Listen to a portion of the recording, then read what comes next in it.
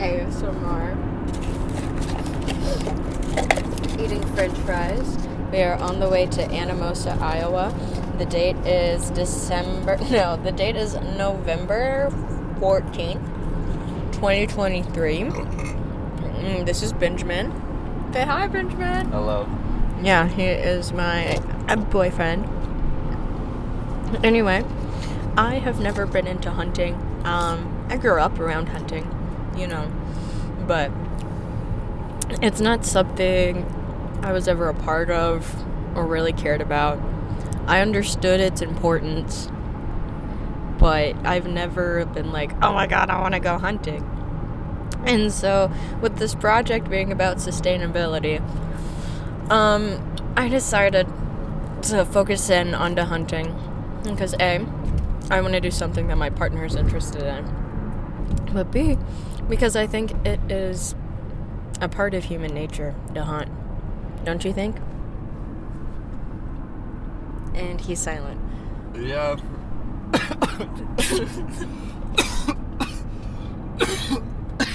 I'll get your right. One sec. I don't know how to respond to that, I'm gonna be honest. Wait. It's part of human nature to hunt. Yeah, I mean, obviously that's how, hunter and gatherers that still exist today survive for certain parts of the year, and that's how, people have for the last, couple 100,000 years while we've been what we are. And it's also, it's a good way to, reconnect, I guess, with, past people that have existed and everything. I think it's a cool activity. What adverse things do people say about hunting?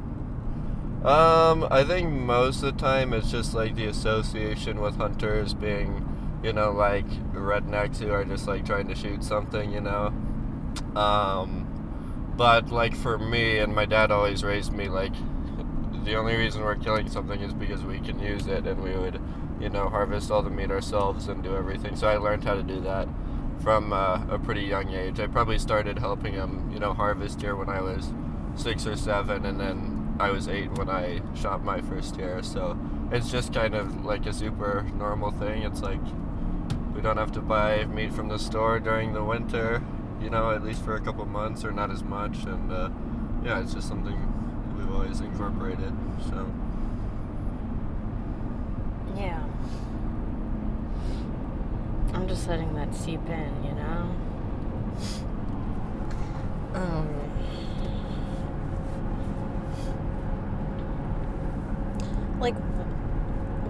besides food, do you have a deeper reason why you hunt?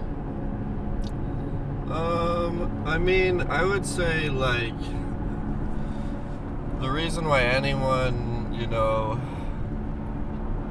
does, athletic activities, even, hiking or something like that, is because it's a rush for people, and hunting is a rush. Just, seeing the animal walk up, and you have to be completely still, make them unaware of your presence, and all the adrenaline leading up to the hunt and all the preparation is something that I find is really fun and cathartic for me. So.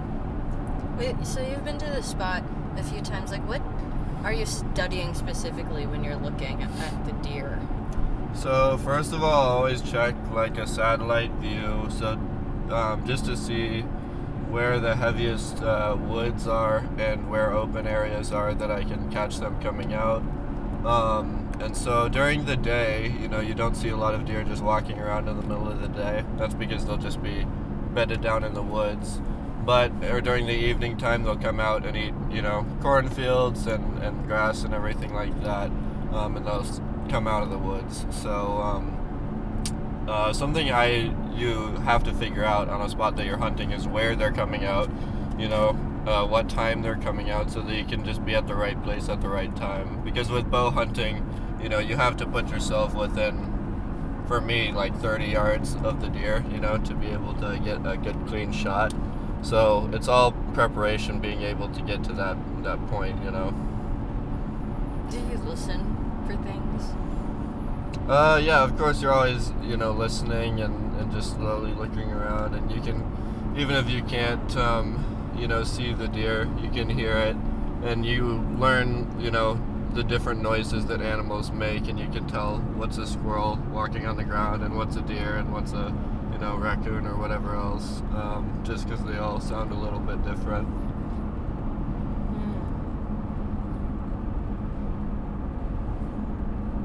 So you've tuned yourself to tell the difference between a squirrel moving and like a rabbit moving. Just by watching them when you can see them moving, and then understanding, what's making the noise. So a squirrel most of the time is running on branches, but then it'll splash down in the leaves and make a bunch of noise, and then jump up to other branches on the ground so that it's not making any noise. And so a squirrel will sound louder than a deer if it's like, right next to you, just because their whole body's on the ground and they move so much debris around when they move. But it's just, recognizing that it's a pattern, so it's only, jumping on the leaves every so often, whereas a deer is just steadily and slowly walking, and you can hear, sometimes cracking of twigs, which you wouldn't hear with a squirrel because they're a lot heavier, so. How has this year been, like, different from your years previous hunting? Take the next left on the stone. I guess, the last couple of years. This road, right? Yeah. Whoa. Yeah. I'll just turn around here. In a quarter mile, turn right to stay on Fairview Road. Oh, this is a tight road. Yeah. Okay. But how has it been different, Ben? I would say it's different because I usually don't go out this much by myself. I lived in Des Moines until I came to college, and then me and my dad will always go on hunting trips, and we still do, a few times during different seasons. But I've really been trying to go out bow season and get one, just by myself. So you prefer bow hunting to shotgun hunting? Yeah, I would. I mean, it's kind of silly, I guess, but I think it's, like, fairer, to bow hunt. I guess it doesn't really matter in the grand scheme of things, but I also just like I talked about, the preparation that you need, just because you have to, it's a lot harder to pull back a bow and shoot an arrow with, a deer being that close to you without it seeing you than it is to just pull a trigger. And I like that. It's a lot more of a rush, because they have to get a lot closer, and, and you only have one shot, too, so it's hard to reload an arrow, so. Yeah, and because I don't really know anything about hunting, I would imagine that gun hunting would be a lot louder because it's a gun. Would that, like, scare more animals away if you were to miss and, like, no, hurt because your chances? Not really, because I mean, everywhere in Iowa, there's, in the country, there's gunshots all the time of people hunting different stuff. So deer are pretty, used to it for the most part, as long as they're not getting shot at. And a deer is going to be most likely just as scared as if it sees you shoot an arrow and miss as if you, shot a shotgun and miss. Okay. They're probably more scared of the shotgun, but either way, they know something's up and they're going to take off if they, see something fly by them or hear a loud noise. So. Interesting.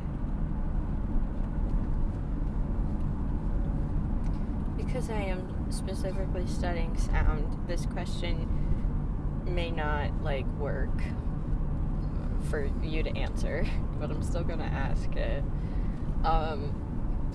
Has the environment sounded different this year from different years?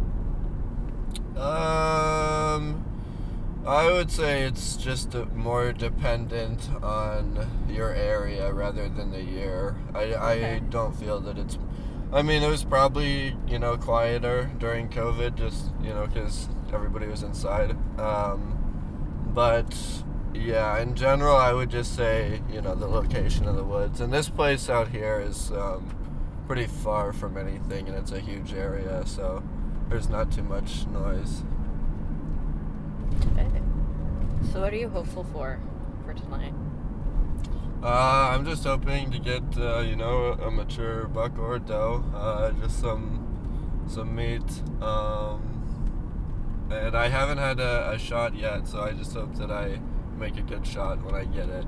I've seen probably 10 deer, but none of them have come within the 30-yard range of me yet, so.